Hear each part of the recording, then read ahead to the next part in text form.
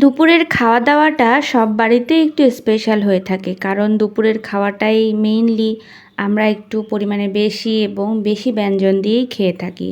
তো আজকের ভিডিওটার উদ্দেশ্য হচ্ছে একটা রেসিপি, সেটা হচ্ছে শাপলা। আমি শাপলাটা কখনো রান্না করিনি, তো আজকের রান্না যেহেতু করেছি তাই রেসিপিটা ভাবলাম একটু শেয়ার করি।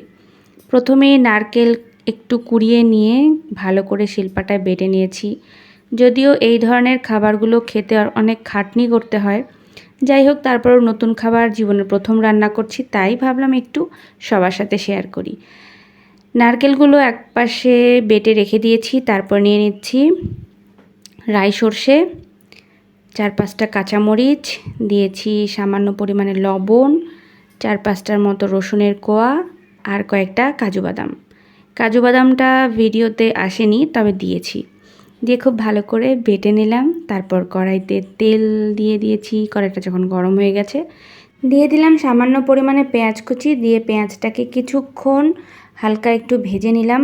ভেজে নিয়ে তার মধ্যে দিয়ে দিয়েছি লবণ, যেন পেঁয়াজটা একটু ভালো মতো ভাজা হয় এবং দ্রুত ভাজা হয়।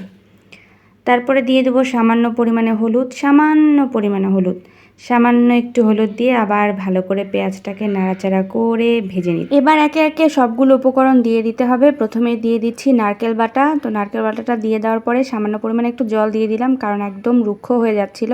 জলটা না দিলে পুড়ে যেতে পারে, তাই সামান্য পরিমাণে জল অ্যাড করে খুব ভালো করে নাড়াচাড়া করে নিচ্ছি। এবার দিয়ে দেব সর্ষে বাটা। সর্ষে বাটাটা দিয়ে দেওয়ার পরে আবার কিছুক্ষণ নাড়াচাড়া করে একটু কষিয়ে নেব।